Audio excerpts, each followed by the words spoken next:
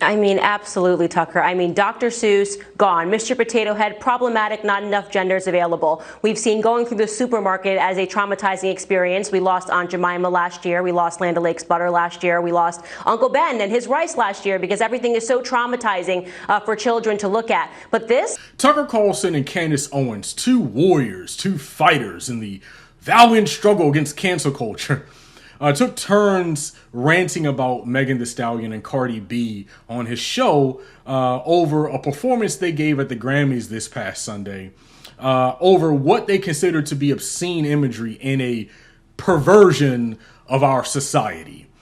You know, I'm going to show you guys several clips. And as I was preparing for this segment, I was going to be super serious about it.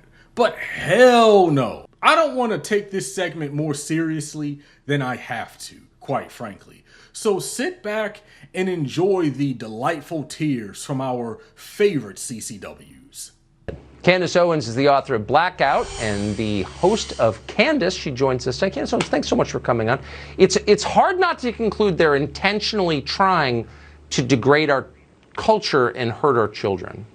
I mean, absolutely, Tucker. I mean, Dr. Seuss, gone. Mr. Potato Head, problematic, not enough genders available. We've seen going through the supermarket as a traumatizing experience. We lost Aunt Jemima last year. We lost Land O'Lakes butter last year. We lost Uncle Ben and his rice last year because everything is so traumatizing for children to look at. But this? Oh, man. Candace Owens said, we lost Aunt Jemima. We lost Uncle Ben and rice. That silly shit actually came out of her mouth. As soon as I saw that, my whole perspective on this segment went from super serious to pure comedy.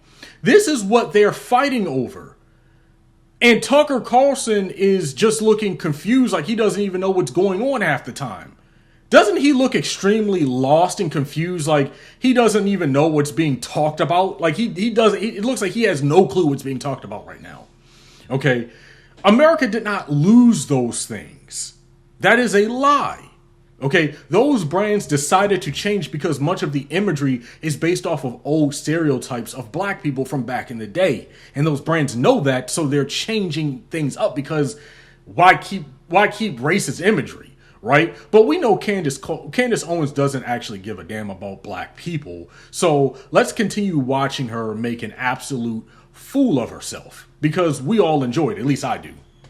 This spectacle, virtually what we were looking at last night was a lesbian sex scene being simulated on television, and this is considered feminist. It's iconic, it's forward, it's progressive, it's the way the world's going, Tucker, and if you don't see that, it's because you're a bigot. You don't understand. This is the way the world needs to go. I 100% agree with you in the assessment that this feels more sinister. This is starting to me to seem like it's not even left or right. It's not a political issue. This seems like an attack on American values, American traditions, and you're actually actively trying to make children aspire to things that are grotesque. This is not about diversity anymore, Tucker. It's about perversity. No. We are celebrating perversity in America. You know, I think certain aspects of this topic are better suited for a woman to respond to, quite frankly, but speaking from a guy's perspective, do you realize how long men have had the freedom of sexual liberation? Really, for all time. For all of time, right? But we don't even have to go that far back with it, quite frankly. Just look at the evolution of hip-hop and rap over the years.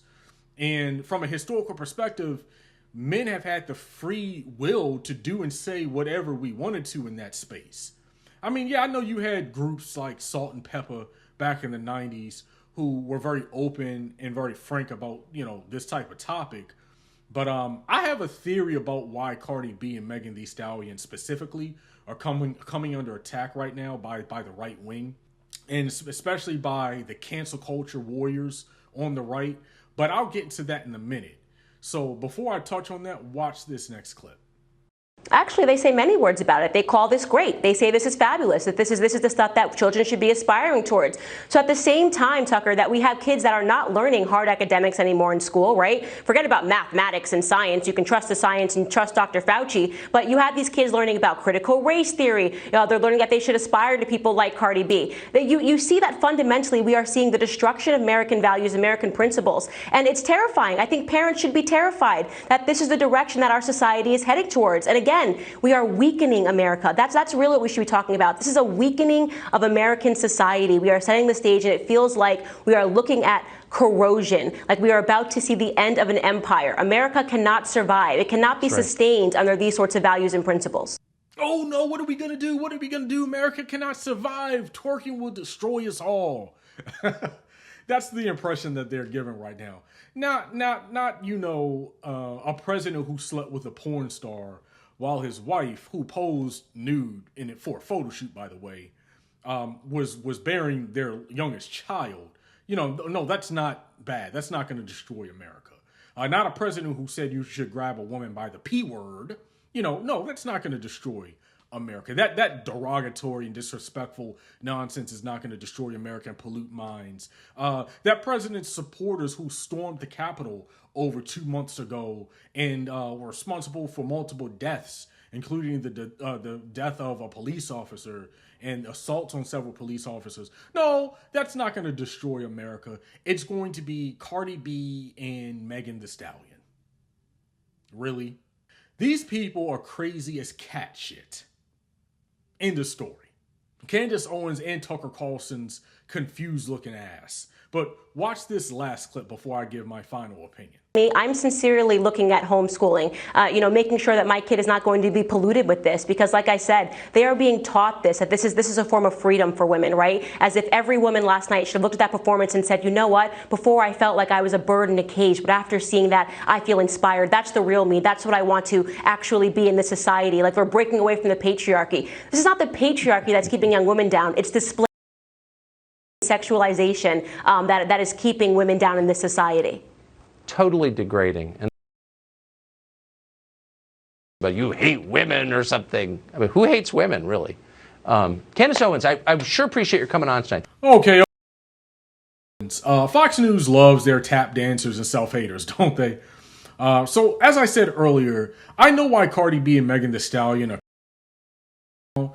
It's because both women, especially Cardi B, have spoken up recently about politics.